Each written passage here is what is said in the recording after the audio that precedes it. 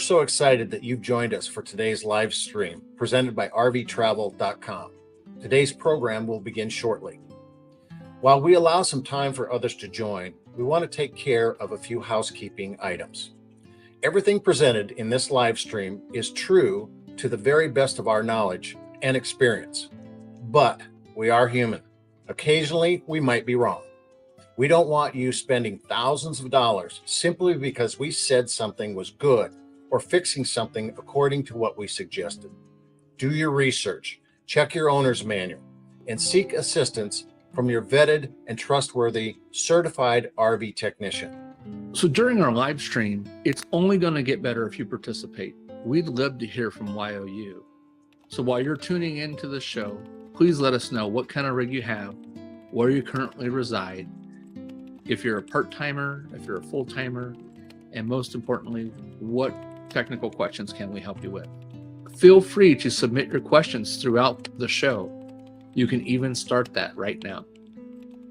During today's live stream, we may show you what we like to call cool tools. These are tools and gadgets that we actually use and we believe will be helpful to you. If you are interested in learning more about these products, please see the YouTube description box for more information. During today's live stream, we will be doing a giveaway. To be included in the drawing, be sure to include a hashtag on the screen in your comments during the live stream. So let's get started.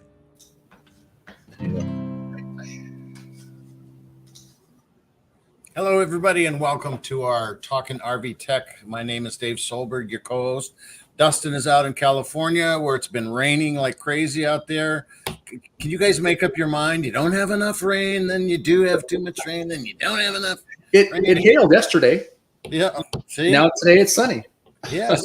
Dustin is with California RV Specialists out in Lodi, California. And Dustin, how's it going? Pretty good. Marvelous. We've got a couple questions on here. Linux, I believe, started off, but before we get to that, he got here early, so posted some. That's great.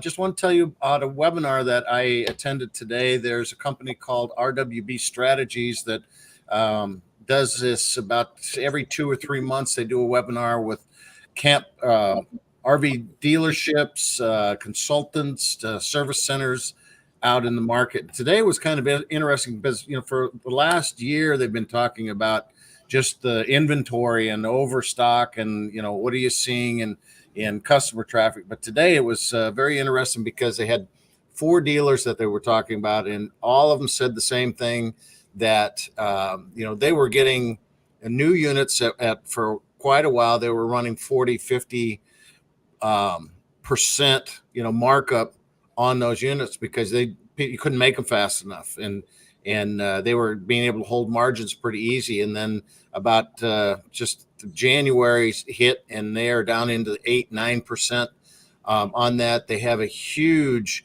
2022 inventory. Most of them like to be at somewhere around the 25 to 30% year-old inventory in it, and they're up into 60-70%. So they're seeing a lot of the manufacturers are offering discounts. I just saw it today. I got 2 emails that came. One was from Thor. I joined everything I can get my hands on and see what what they're offering, what they're doing, what they're saying. Thor is offering a $5,000 rebate on any Class A Outlaw, and 2 of their Class Bs on Mercedes. They're the small ones. I can't remember what the name of the 2 of them are, but we haven't seen rebates for a long, long time. The manufacturers, the dealers were saying that their manufacturers were offering discounts on units just to get them out in the lot, or trying to move their 2022s. And they got like a push-pull program where if you sell a 2022 on your lot, you'll get a certain discount for another unit. And they're saying that the manufacturers even have a lot of 2022s sitting in their inventory out there. And probably one of the biggest problems is that RV buyers in the last 3 years have really paid top dollar for their RV, meaning MSRP. And, by the time that they come in to trade them in, they owe so much more than they're worth. We call that upside down.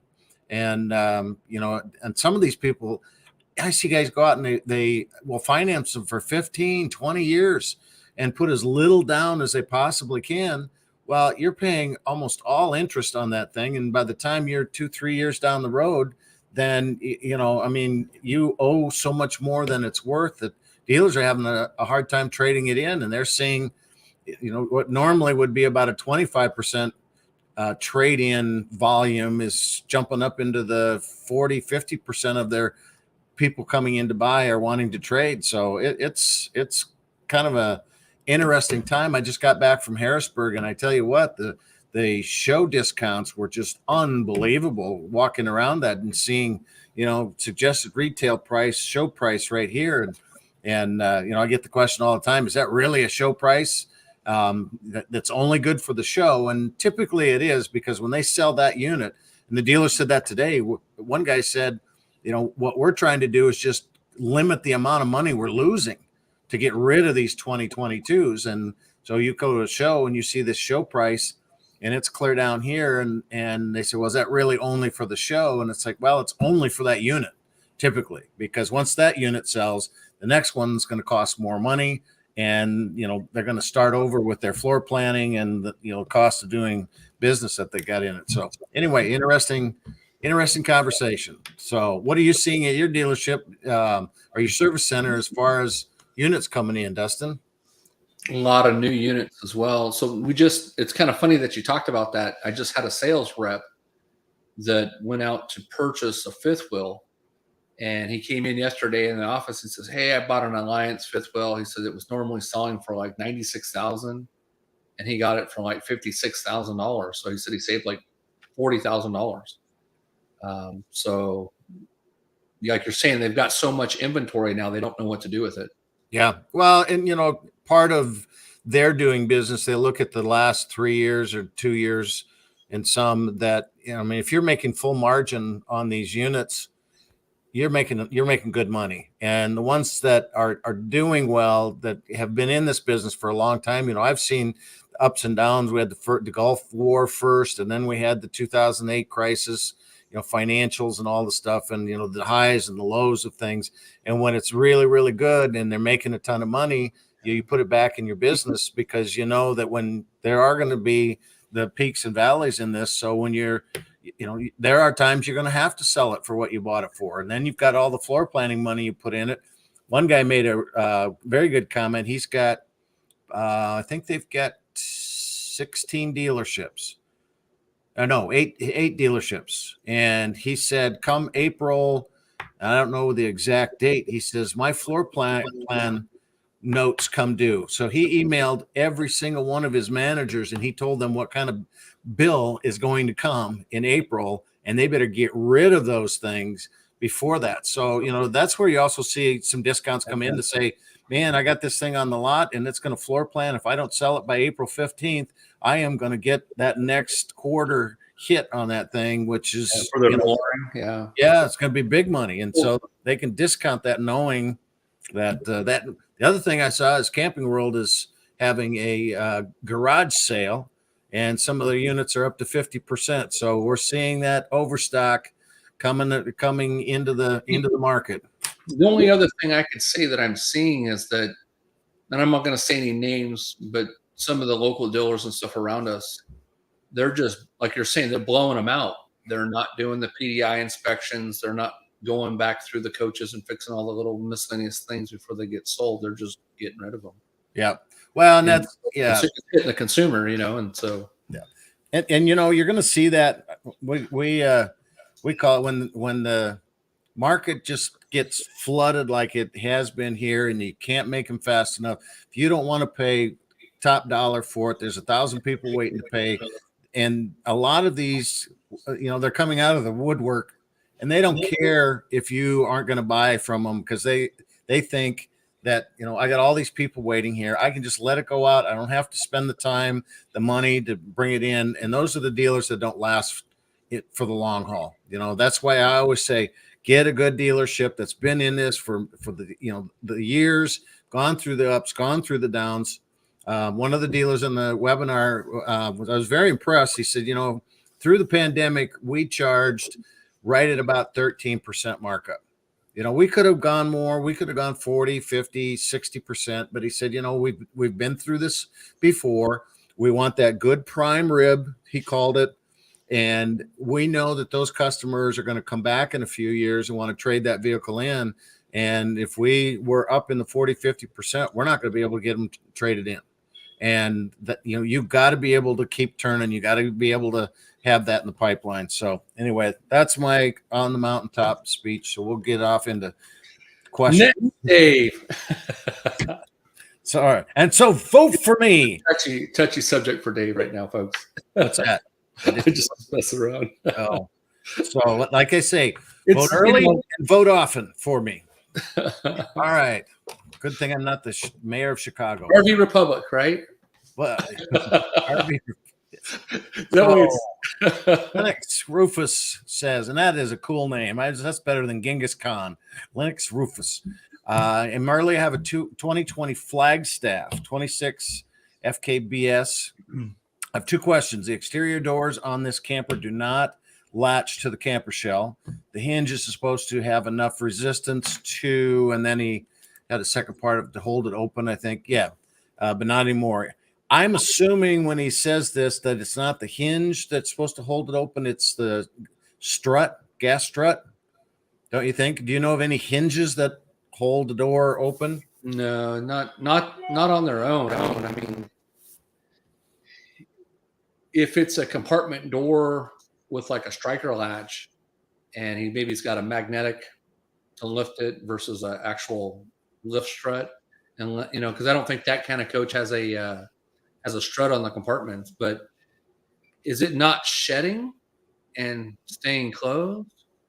No, it said the hinge is supposed to have enough resistance to hold it open, but it doesn't. So it doesn't hold it open. It's, you know what? I wonder if they're trying to use those hinges like they are on the entry doors, where you pull the door open and it just stays instead of it swinging back closed when the wind hits it.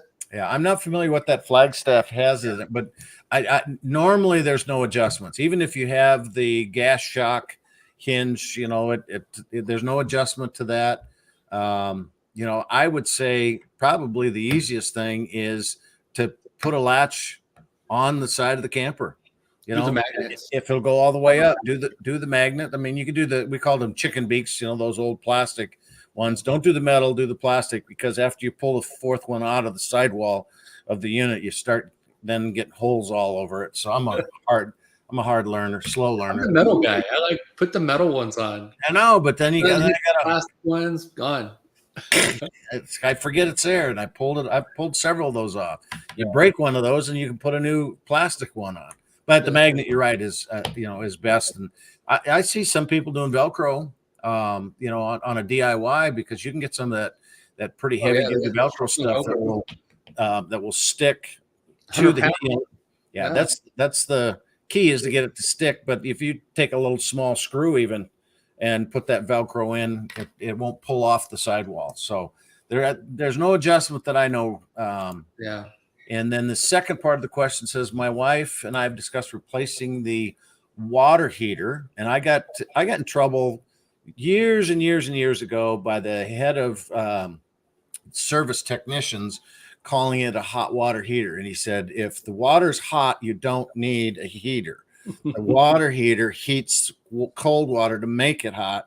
So it's a water heater. So I'm not getting after you, but I was told it. So every time I see that, I remember going, Jim, okay, I got it. All right. When you vote for Dave, remember to stay politically correct. Stay politically to the left or the right, whichever one you want. I don't care. Because it's not a hot water heater. Exactly. So I just got a note from Chuck that says, make sure we mention the prize. We are doing a life straw that you can drink out of your hot water heater. And just I was going to say cold water straw. It's a cold water straw. It's a cold water heater. Do hashtag straw, and you can drink from rivers up there. So we're going to do the drawing today. And just want to make a little shout out and see if my friend Joe is out there. I was at the Harrisburg show, and in the audience was a guy that has watched several of these. He watched the night before when we did it from the hotel, but he hasn't posted. So Joe, if you just do a simple hashtag straw in there, Love to see if you're with us here tonight. So Lennox says he wants to replace the water heater with an on-demand. Is it worthwhile to do so? And what kind do you guys do out there? So we do the Air Excel, the Suburban ones. We do the Furions. There's been some other ones in the past that we've gone back and forth and around with that, they've kind of improved upon. But I think either one, the Air Excel or the Furion, would be the top two. Okay. Suburban, I think Furion. Truma has one now that they've brought out as well, and they're, the thing about Truma is they're kind of new, and I wouldn't say really new, but into the market here, but they've been overseas for years and years, so they've got some background behind it and so forth. But you remember Gerard made one too a long time ago. That's the one we kept having issues with. Yep. I think the biggest thing with Gerard, not only the circuitry because of the bouncing down the road, but also they were a little bit picky with hard water. Yeah. And that's the thing that you get into RVs and you're going to be getting hard water. There was a time where somebody called in and said, "Hey, I want to do a instant hot water heater." Too much power, too much. Yeah, but now around. Yep. Like the Furion ones, they got little remote controls and. Yep. Yes. Well, we did a video down at the Tampa Super Show with the Truma rep that was in his booth, and he showed the one, and it's pretty slick because they've got a lever that you just pull this lever down and you winterize it. It drains the system right there. They also have decalcification tablets that you put in, so it takes care of the rust and lime and calcium that would normally cause some issues in other systems out there. So, I guess the whole thing, I look at it and the price of those, it's a little expensive. If the unit you've got now is working, and I think discuss replacing it, so I would say it's probably working. What's it take? 6 to 8 minutes for that water to heat up? I'm not sure. Unless there's. The only reason I would get one is if I took my granddaughter with, because she takes about a 500-gallon shower in that. But for the most part, I think if you're not, I think if he's not worried about water consumption, then go ahead and go with it. If you're living in it full time, or like you're saying, if you want to take a longer shower or whatnot, then go for it. Try it out. Keep the old one, maybe just in case. Yep. Buy it from Amazon, put it in, run it for a week or two. If it doesn't work, send it back. There you go. Well, Chuck just put up breaking news that ourvillage.com is shut down, and Our Village was kind of this. The website was anybody that would come into your area, you could see where they're at, and it was like this networking of RV owners, and then it was bought by Thor, and so it is going to shut down at the end of the month. So that's sad news. So we have got some people coming in here. Ken Doran says, "Good evening." Whatever FLLP means. Justin, you got your decoder ring. Good evening, folks. He says, hashtag. Brett's back again. Hey, Brett, thanks for coming in and joining us. Appreciate it. We got Robert then. Gas stops from last week, shuts off when my generator starts, but it only happens when the furnace or hot water heater start. So I feel it thinks I have a leak. I wonder if he's got one that's just too sensitive. Yeah, to get a hold of them. And I know if it that's something, Robert, if you would check and see when you got that thing, because I know they've made some changes. I'm looking where I got mine right here. Here it is.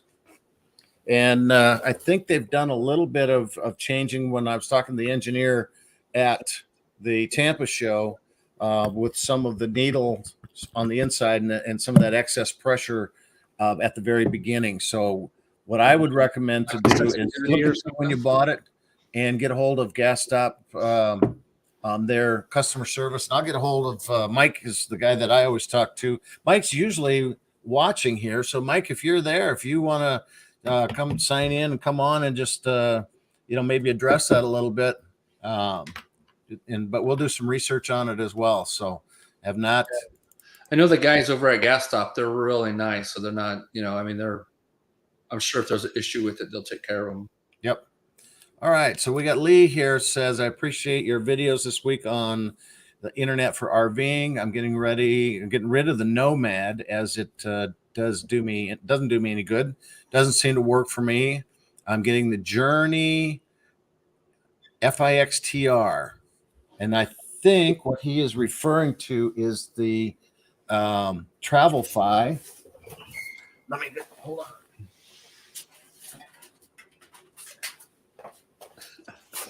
This one, which is the Journey XTR there, and that is the Travelfy one. The nice thing about this one, it's got 2 send and 2 receive antennas, and it is either a booster or a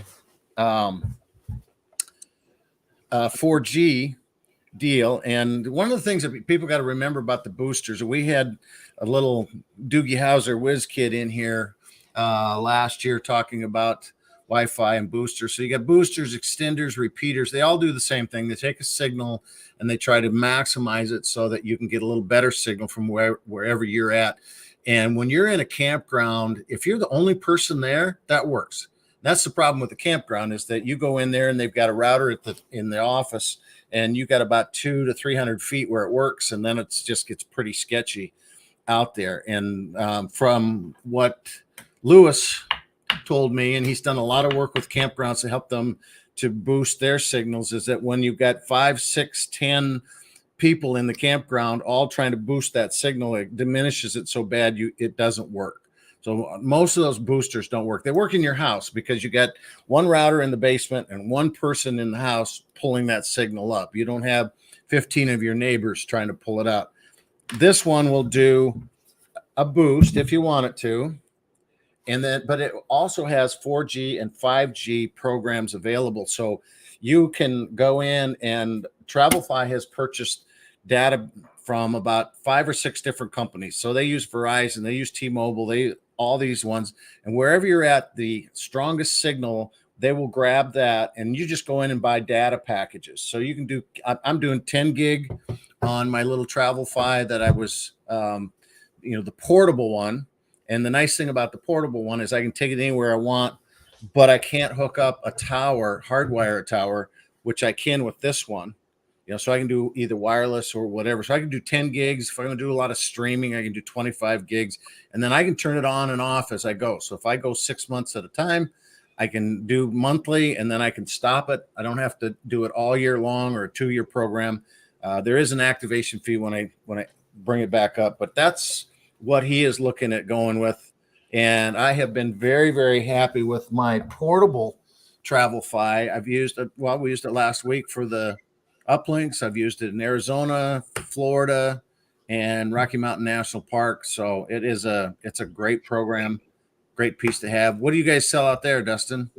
We sell the same thing. I mean, if you go to our website, we have the Travelfy, the products from Pace on there, the Wine Guard, the Gateway, the Connect 2.0. We do the Starlink. I mean, nowadays you're pretty much into all that. So like we have a page on our website for each one of those items. So if you want to learn more about those, just visit our website, and that'll get you to the right directions. And I did notice just this last week that Starlink has come out with a flat panel. Yep. That can go up on the roof, and you can have in motion. Yeah, we put a couple of those on so far. Okay.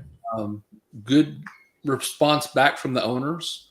They both liked them. It's not really that complicated. It's just more or less, routing it, the wires and stuff through where you're going to put it. So, it's pretty much the same thing. It's just a big flat. I mean, it's almost at an angle, and that it's so the original Starlink pad's not that big to begin with. So this one's substantially bigger, and as you're traveling, you can keep it on, so you can use it out on the fly, as you're driving the road. Yep. Versus being stationary with it like your house, or you're pulled over with the travel. Okay. trailer. All right. So we have more people have come on. Here we have Good to see all the great tips again. Hashtag Billy from El Cajon, California, or out here in Iowa, we call that El Cajon. So we got Bill Ellis, 2 bills in a row. Hashtag Straw, Gary. So we're getting a lot of people coming in. I don't see Joe yet in here. So we got Lennox Rufus again and Joyce Whetstone. Hello from South Florida. Send some of that heat. Scott and Robert. And here we got good evening. Spring is close. I hope we're supposed to get more snow, but I was lucky though, because I was out in Harrisburg and we got 10 inches of snow back here, and most of it is melted since I've come home. So my wife keeps reminding me of that situation. So we got Snoopy here. Dave says, I was wondering, is there a torque specification for my air conditioner hold down bolts? Should they be checked and how often? Where do you find this information? Go ahead, Dustin. So in the owner's manual or the service manual, it's going to tell the torque. I don't recall offhand. I think some of them are 40 pounds. Some of them are like as high as 65 pounds. It depends on how much traveling you're doing and how much you operate that air conditioner. And that's one of the things when people come in and we're doing our free exterior evaluations, we go up on the roof and we're checking to see if the air conditioner is loose. So that neoprene gasket that's on there, it starts out at about an inch thick. When you're adding an air conditioner to that weighs somewhere between 55 to 75 pounds, it squishes that down to about a quarter of an inch. And then just the vibration and the shaking and the use and the hot and cold. So it's good to go back and retorque those. Sometimes if they're at an angle on a roof or just the slightest bit, you won't get water down into them so that it's visual, but it will spread and go back along the wood. So I would encourage anybody, if you're able to get up on your roof, just be careful. Get underneath the AC, see if we take our hands and slide underneath there and see if we can pick up on it, where the vent hole is at. And then just give them a torque down. But in your owner's manual or even email, if you know the brand, email your product manufacturer, if it's Dometic or Coleman, or if it's Furion, LCI, and they'll tell you what the torque's supposed to be. It's all based off the length of the thickness of the roof matters, the thickness of the bolt matters. So there's a couple things that come into the specs on it. Yeah. Well, and so what he's talking about is that, Dustin hit on it, is you've got that, and I call it a foam gasket, but it's a neoprene, but it's the only thing that seals that up there is that gasket. There is no sealant. There's no silicone. There's nothing like that. And you don't want to put any of that stuff up there, because if you run a bead of silicone all the way around that gasket out there, you could plug the weep holes, that it's called. So you got warm, moist air that comes up, pulled through that evaporator coil, and that moisture goes down into the drip pan, and it's supposed to then make its way out to the 2 drip holes. And that's why you get condensation coming out the top of that RV. And if you go up and silicone that, like I've seen a lot of people do, because it's starting to leak or it's blowing, you ever got the comment where I turn on my roof air and I'm getting a shower inside. And that's because that condensation or moisture that's being pulled out of that warm, moist air coming up in there is going down the drip pan, and it's not getting out, and it's, coming over and getting blown into your return air. And so you don't want to do that. But if you go inside, and what I tell people is just, once a year when you're doing your spring walk around, you're doing your maintenance checklist of stuff that you got, pull that air conditioning shroud off from the inside. There's 4 screws up there. Clean your filter, because that's where your filter's at to start with, and you're going to have that little, I call it hair cell, but it's just the little filter that the air goes through it. Get the nicer filters too. That makes a big difference. Yep. And you got to be careful too that you don't replace it with something that's not recommended. I have seen people come in and put a much heavier filter because they've got dander and well, then all of a sudden you start blocking the airflow with the filter even being clean, but you can't do that. But once you pull that down, you will see 4 bolts in the corner, normally with a little spring that's around them. And what I tell people, just go in and hand tighten. You know, I don't think the torque setting is as specific as, you know, I mean, you don't have to go in and it's like, oh, I'm 2 pounds, foot-pounds. You know, I go in and just with a hand, just snug it up. Nice snug. And then, like you say, yeah, go up, make sure that air conditioner can move up there. While you're in there, while you got that shroud down and you're doing that, take a look at those evaporator fins in the top and just make sure that they're clean and that air can get through them. I had a lady from a local campground called us, and my air conditioner doesn't work, and we went out, and it was just, you started it up and it would boom, blow the breaker. And so we went up and took the shroud off the top and took the evaporator coil off the top, and the entire evaporator coil was blocked with body powder. And I've used that shot many times in my articles, you know, when people talk about it, but you got to make sure that you got good airflow going through that. So anyway, in other words, Dave, yes. Yeah.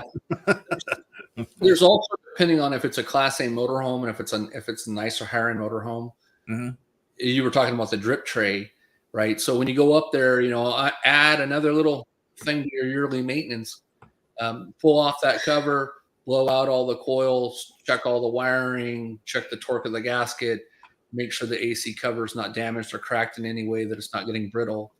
But some of those motorhomes have built-in, almost like a straw, and they'll run through the roof and run down through the vacuum bonded walls and come down outside on the ground versus the old school drain and run off the side of the coach. So, you know, some other things to think about if you're in there, you know, use the better RV air filters.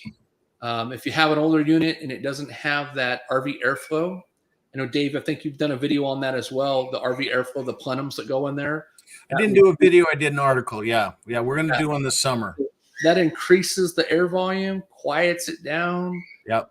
You know, same thing with the soft starts.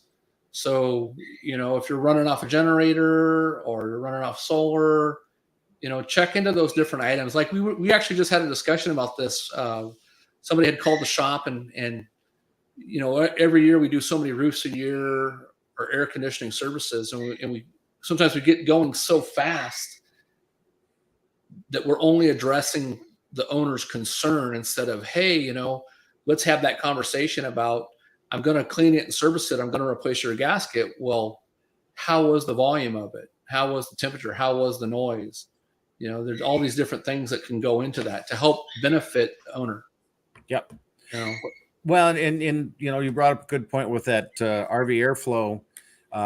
We had about 5 or 6 fifth wheels in our local campground here that kept calling us and complaining about airflow and efficiency in the inside of it. And in every single one of them, we went in, we pulled the shroud off of it, and it's got a diverter in, because the air conditioner comes. They're generic. They're designed to either blow right out of the air conditioner or be diverted through the ductwork. And so I called Coleman and I said, you know, it seems like every single one of these diverters was sideways. And he said, we send those diverters generically. They're all the same size. They're all need to be cut down and applied according to which direction needs to be filled. Yeah. He said, so it comes generically and the manufacturer does that. And sure enough, every single one of those, they put one piece of duct tape at the top and a little tab at the bottom. That's all they had securing it. The diverter just popped. And so, you know, the easiest thing is the airflow system in there, but you can go in and literally make your own by just, you know, taking that HVAC tape and securing that top, sides, bottom, no air leaks whatsoever. Even, you know, the new ones coming from the factory generally are top and bottom only. So you're getting a lot of leakage off the sides. So you can really increase your efficiency of your air conditioner through that ductwork just by going in and doing a little bit of stuff. Even the ductwork, when we're remodeling coaches and stuff, and we're replacing like the ceiling vents, we're foil taping those up and sealing them off, and that makes such a huge difference. So, you know, if you get the opportunity to pull that down, check those as well. Yep. So my joke of the day, the duck walks into the pharmacy and goes back to the pharmacist and said, I'd like some chapstick. And the pharmacist says, will that be cash or credit? And the duck says, oh, I'm going to put it on my bill.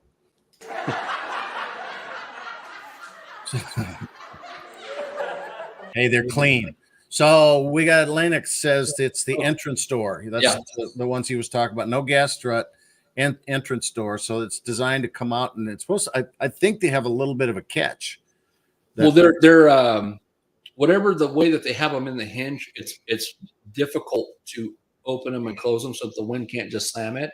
Okay. If yours is slamming back open, I know I've had a couple customers that had contacted LCI, and there was a couple issues with some of the door hinges.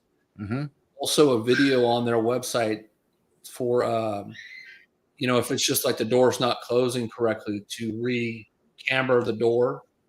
So watch those videos, and then if you're having an issue, depending on, you said I think this was a 2020 Flagstaff 26. So it's going to be out of warranty, but if the hinge has gone bad from use, the ones that we've seen so far, they had to have the whole door replaced. They couldn't just send them a hinge. Okay. And one of the things that I tell people is the more you can document, the more you can find, other cases in there and some of the forums and things, you see some of this happening. And then when you contact the places and just say, I see this as a problem. I've gotten, 15 different listings off these forums, and, I'm not familiar with that Lippert door enough, but I think you could just replace the hinge. Replace it. But you dropped out on us, Dustin. You can't replace it by itself. Oh, can't you? Replace the whole door. Yeah. Okay. All right. So just because of the way that it was riveted on. Okay. Now, even if you're out of warranty, you can always ask for what's called goodwill warranty. Yep. And it's secret just warranties. Yeah, it's just another bucket of money that they have setting aside if they'll go ahead and allow you to use it. Yep. Okay. Jeff L. from Central Minnesota. I am about 20 miles from the Minnesota border, so you are very, very close to me. I would say Central Minnesota's got to be probably somewhere around the Minneapolis area. And up there you would have Pleasureland RV that's in Anoka or Ramsey, I believe, and then up in St. Cloud as well. And he says hashtag straw. Brett is going to try and win again. I think, aren't you getting tired of winning? No, I think maybe you only won once. Frank. Will you? Come on. Frank Zappa. No, Zabrowski. All right. So he says howdy and hashtag straw. We've got Brent and Casey Martin. We have a Casey Martin in our local town here. Casey's on Facebook, RVing for newbies, and the boosters cannot expand the bandwidth. Exactly. Mm-hmm. Yeah. So here is Lee and Bert.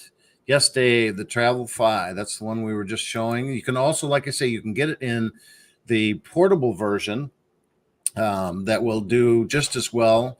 And that has the same program where you go in, you just buy the data plan that you want. So if you go to travelfi.com, it is a Pace International product. Pace does Dish Network and a variety of different things out there. So John says you're finding condensation in between the shower domes. Yep. Okay. You want to hit that one, Dustin? So pull the beauty ring down, John, and look at how the ceiling, if it's all open, you could go in there and seal it up, whether you use insulation or spray foam. Just don't use too much spray foam, but you can foam all that up. Sometimes as the air is traveling through, and then just the difference in the temperature of the roof to the skylight will create condensation, but the warm air will travel up through the ceiling and escape out through that beauty ring and can cause it to sweat and more dew. So we usually foam them up, seal them up. That'll help it. Okay. Have you had any issues with that, Dave, at all, or no? And I don't get too many of those in. Like I say, I don't have a service center that we do consistently, and so it's not something we've seen on the things we work with. But to the vents as well, whether it's a stick and wood or aluminum wood combo roof, or even a styrofoam roof, they've cut the holes out for 14 by 14 inches of the skylight. We'll go back in and fill those and stop that. Mm-hmm. Okay. George says, great show. So before we go too much further here, we've got a couple cool tools and products. And I've got my first one here that I am going to show. And this is what's called Gear Snake. And I have some here. I've been using this for quite a long time. I originally found this at Walmart in the fishing department, which was kind of odd to me, I thought, but they don't carry it there anymore. I do see it sometimes in their garden center. It's green, but you can go to Amazon and you can get it at Amazon. But it's really cool because what it does, and I'm going to pull this off and just show, it comes in a bulk deal like this. It is a wire that has a rubber coating. I can cut it to the size that I want. I've used it to tie up electrical cords, coax. I've used it to, if I have an awning that broke that I need to have it wired up till I get home. I've also used it to pull up some hanging wires that I see sometimes. A lot of travel trailers, especially, you look underneath and you'll see these wires hanging. They've got the corrugated automotive protector on it, but they're still hanging down on their way to the brakes. And so I like to get those up out of the way. So Gear Snake, again, there's the right here is where you can get it at. Whoops, I don't know how to go. There we go. That's pretty good. I like doing that. All right. So anyway, so Dustin, I think you have one as well, don't you? Yeah. Would you like to show it to us? Video, so we're going to go ahead and let her read her. Okay. Sorry, I should have been more specific. Do you have one? Yeah. Hey, so I wanted to introduce a new product to you today, and it's called the X-Brace. And this is a product that's produced by MoRide. And so let's get into it. So what I wanted to talk about was MoRide has got 3 different suspension stabilization items. The first one is going to be on the 5th wheel stabilizer. They have the second one is a scissor jack stabilizer, and the third one is a hitch mount stabilizer. Now these can work all independently, or they can all be worked as in conjunction, meaning 2 or more. So as far as the X-Brace for the 5th wheel side, as you can see, this is only going to apply to a standard 5th wheel legs. So the older style. If you have the hydraulic versions, they don't have a kit designed for those at this time. But these help to correct the side-to-side motion, whether you're walking inside or you have, crosswind or something like that. You're out sitting in the campground park permanently. This is keeping the trailer from doing that wobbling motion, the side-to-side. So this stabilizes the coach. It makes everything inside more solid and secure. This next item, again, is an X-Brace, but it's an X-Brace for your scissor jacks. And these mount to typically any scissor jack. You'll kind of more see them on a travel trailer. Some of the smaller 5th wheels that do have scissor jacks, you would add these to them on the sides. As you can see, they mount onto the sides of it. And so when you raise and lower the jacks, they automatically extend up and down on their own, and they cause that X-Brace. So again, that's going to give you added stability. It's going to give you better support in the coach. It's going to make sure that everything stays a little bit more secure. As far as when you're walking around or moving inside the coach, this again is at a park position. Also, if you have high winds, if you have, a lot of in and out traffic, we've all, ran down the scissor jacks and feel it kind of shaking and moving around. This is going to brace that up and keep you from having that motion. The next item I want to talk about is again another X-Brace, but it's for the 2-inch hitch receiver. And so this can get installed in your travel trailers, your 5th wheels, your Class Cs, your Class Bs, your Class As. It's pretty much made for anything that has a 2-inch receiver. Now, if you do have a bigger receiver, you can always get a sleeve to sleeve it for the 2.5-inch receivers.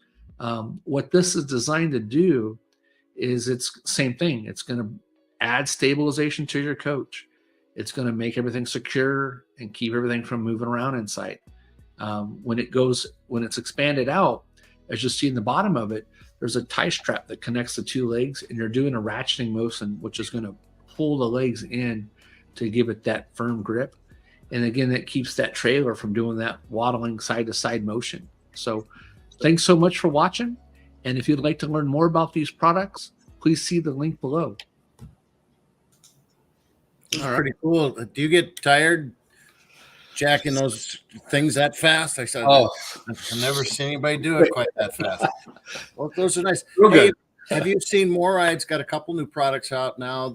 One is the rail that Oh yeah. sits alongside and it extends out, and then the handle assist, the Yep. big bar in there. We'll feature those. And they have the entry door.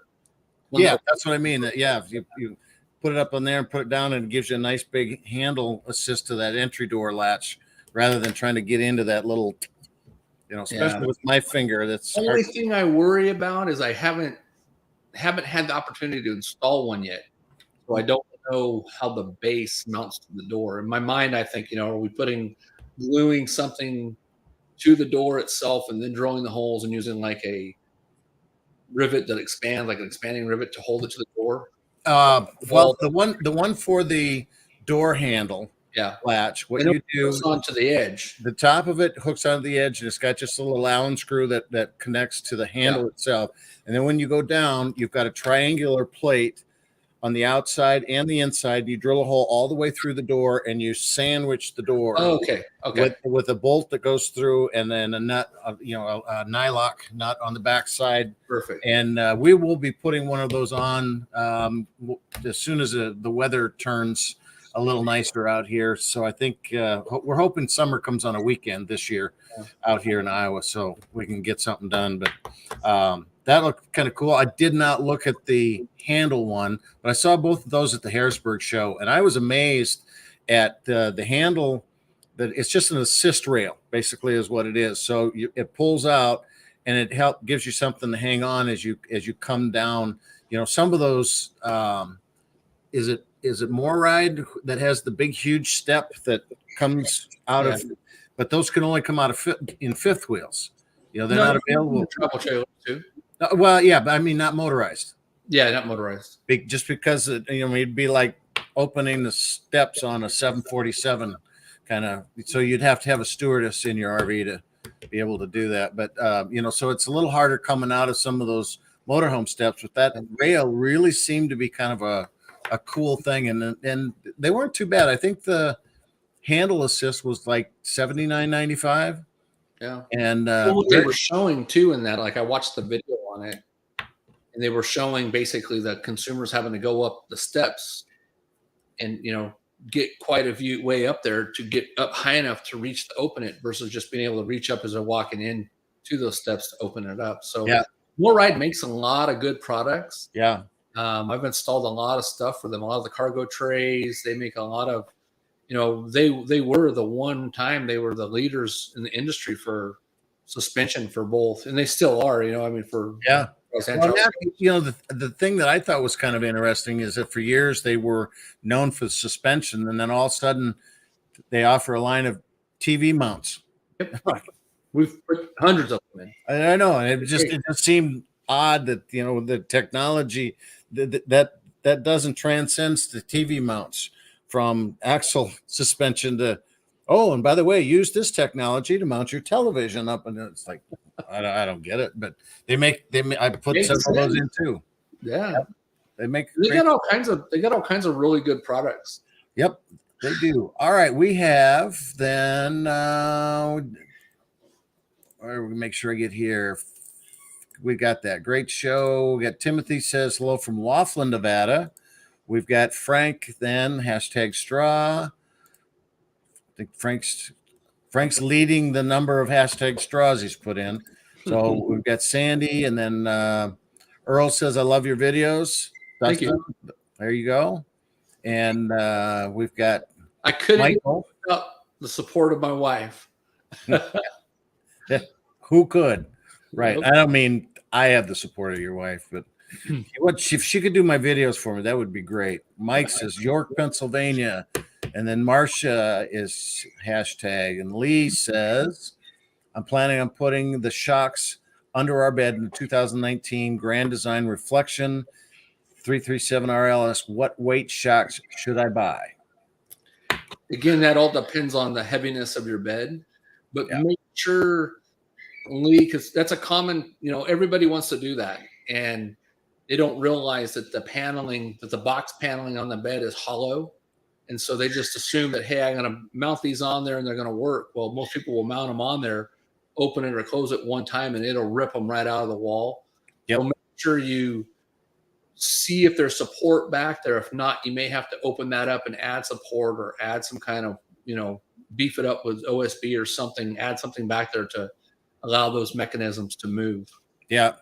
Yeah. And you're right. It depends. The angle and the distance and the height and the weight, it's all comes into There's play. a lot of that, I mean, there's several different pounds. We just put ran over and got a shock for a compartment. We got a 2015 Thor we're working on, and one of the compartment shocks broke. So we ran over and got, there was the entrance door. And they've got a shock at the bottom of that keeps that one open. And to me, that I don't like that design because it's too easy to break that. And anyway, ran over to Winnebago because they carried them in stock. And I think we bought a 30-pound shock over there, and I can hardly get the door shut because it's so heavy. But one of the things we found in this unit, the bed also has the shocks, but they swapped the mattress out. And so the shocks that were in their standard now are not, so you really got to find out what is the weight of that mattress according to what shock you're going to get. And I would say 2, because you're going to have some, you put one in a corner and even the plywood that it's mounting to. Exactly. Some of those base. Yep. Yeah, well, and the base itself, you look at it and you think it's 4x8 plywood, but a lot of that stuff is going to be a sandwich design, like you said, and there's going to be pockets. So make sure you got a good mount to go on. Now, what I've seen some people do that didn't want to put the shocks on is they have just done like a 1x1 piece of wood or a wood dowel, and then hinge that. And then, but you want something. So when you lift the bed up, you can just flip those down, and those are probably the most secure ones that you can get. But you got to have a way for them to that with like 2x4s and stuff too. It just put in like a hinge and did almost like a closet, a catch, or like a bullet, like a what do you call that? It's the push pull, like door guides, where we would flip it up and have it lock into it, and then you just pull on it and lower it down. So you don't mess with the shocks and stuff, because sometimes it's easy if everything's there. What you might do is check and see if there's another Grand Design, or go on like our RV, Grand Design RV, what's in the shop, and ask somebody else that has shocks on there, see if they can measure them and tell you the number that's on them. Because that'll tell you the length, the thrust, the strength, and all that. Yep. So we got Kevin, Kim, George. Thanks all for participating and putting that in. We are pretty close. We should do the giveaway.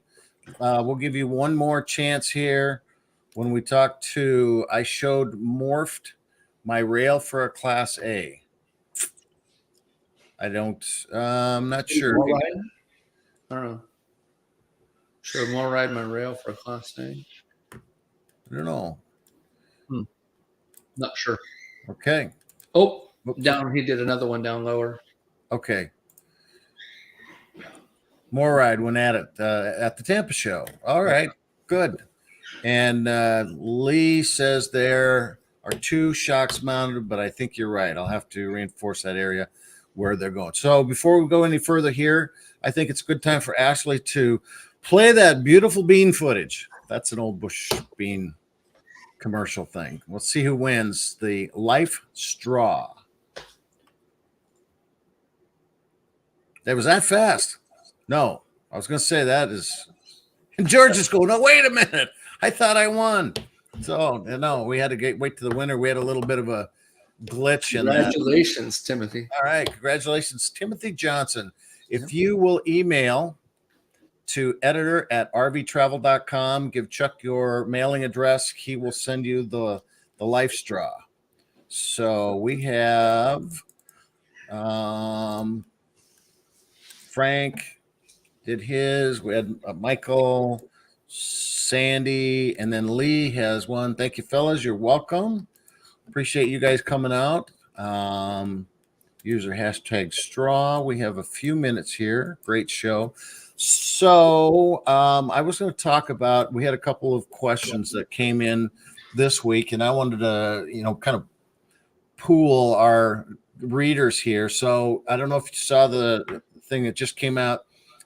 Some guy has a the Dometic 12 volt compressor one, and he is only getting about refrigerator. He's only getting about 50 degrees down in Arizona with it. And so he wanted to troubleshooting, wanted to know what he should do. And so I did a bunch of research on that version. I've also seen the Everchill that was in there. So and we did figure out something, but what do you suggest when they only getting about 50 degrees out of the refrigerator in hot weather? Well, where's it located at? Is it in a slide out? Is it in the main? No, it's in a regular compartment. Oh, so he's got a small exterior outside, like outside. No, I'm sorry. A regular compartment. I don't mean outside, inside compartment, because it is a double door. I think it was 8 cubic foot. But is it in a slide out, or No. is it inside the actual? It's inside the unit, and it's only 65 degrees outside. So is it like toward the rear of the unit, in the hallway of the unit? You think I get that much information? I'm lucky to get the temperature. I'm just thinking, I usually get, my refrigerator doesn't work. Why? Is it on a sidewall of the coach where it's getting too hot from the heat? Is it one that needs to have a certain depth in it for ventilation, and maybe the heat's getting trapped behind there and it's causing it to think that it's warmer than what it should be, and it's not operating? The insulation issue, So I mean, I would obviously, first thing out of the gate would be check the basics. Do I have good voltage coming in? Mm-hmm. Door sills. Some of those have a light. The light itself is built into where they can adjust it to where the light itself stays on inside to bring down the temperature to keep it from frosting up. Mm-hmm. There's a bunch of little stuff that can. Yeah. Early news, so we're going to start seeing problems and things that we're going to have to correct. And I think the ironic thing is that everybody has given the absorption refrigerator such a bad rap, said they don't work in high altitude, they don't work in hot temperatures. I'm going to residential, I'm going to 12 volt.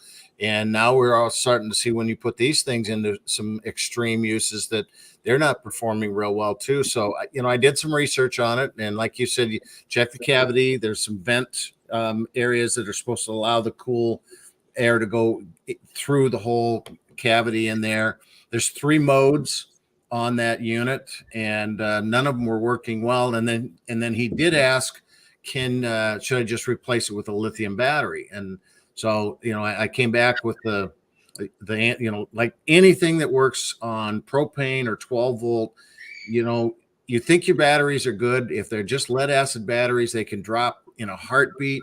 That are you plugged in and getting a constant 13.2, so you're getting something. I've had people say, well, I know my batteries are good. How do you know that? You put a meter on, they say 12.6 years old. They're brand new interstates, and if they're sulfated and you start to use something, they can drop in a heartbeat. And then when you go back to get it checked at the dealership, they're 12.6 again. But so the outcome of it, if you get a chance, take a look at the article, because I did get a response from anybody that writes me. I answer their questions. When I use one for the articles, I'll do a rough draft in Word first before I post it, and I send that to them. And then if I get the response back, I'll try to get that into the report or the post, or as a comment. And he did respond back, and he put 2 new lithium batteries in, and said that now he can get it to work on just the first mode. And I can't remember, there's 3 modes, and just the first mode, it will work on that, but it still doesn't work on the other ones. And he would not recommend it for anybody going into hot weather. And I saw that we also had another guy said the same thing. So, I'd like to get some feedback on these. This was a Dometic. Had another one about an Everchill that had come up. So You know, let me know what you see on those 12-volt compressor-driven ones, because now, you know, now when we start getting into some hot weather this summer, let's see, you know, what are we getting? Yeah. So we got Frank says, great show. We got a couple minutes left. Says Snoopy said he saw that. And again, Snoopy, thank you for your service. We've got Roger Ford. Roger is the, I believe, the refrigerator expert. King of refrigerators. Yes. All things absorption, and he can fix that stuff, but maybe he's got some insight on the Everchill. I think it's the same Roger. So let's. Yeah, it's the same Roger. Okay, I bought a blue box fan that goes at the bottom of the fridge. It works pretty good. So what he's talking about is they make a little 9-volt, you know, just like the old transistor radio batteries. And I'm really dating myself with that one. But you put those in the little blue fan and it circulates air because the heat will rise. Video on that. What's that? I have a Shop Talk video on that. Oh, do you? Okay, there you go. Look for his about 3 or 4 years ago. All right, so here's Bill Ellis says we love our Everchill 12-volt. Gets cold quick, even in hot weather. So, you know, that is great. Residential is my preference. Now, the residential one of the things, you know, Mike Sokol did a couple comparisons between residential and 12-volt. And if you're hooked to 120-volt power most of the time, the residential is great. But if you need to do some boondocking and you run that through a inverter to get power from your 12-volt batteries, you're going to need a big battery bank to begin with, but it takes twice as much power in those, you know. So the Everchill 12-volt, the inverter is the weak link. It drains a lot of power. So anyway, but if you're hooked up all the time, that's fine. Great show, guys. Ken, thank you very much. Appreciate it. We hit the 7 o'clock hour. We got our Dustin. Don't you have a little? Is it a Golden Globe or is it the Emmys? Ta-da! And we say that because that's the wrap up music. Dave always does the whole, you know. He always says, "Hey, is that actually you in the statue? Because at the top of that thing looks pretty close to the same." All right. Thank you, everybody, for watching. We appreciate you following us, and you know, we hope this information helps you. Yep. Keep those questions coming in, and see you guys next week. Really appreciate it. Thanks, everybody. So much for joining us on today's live stream. If you think today's content was helpful, let us know by hitting the like button or share it with a friend. We'll be right back here next Wednesday at 4 p.m. Pacific Standard Time. We hope to see you then.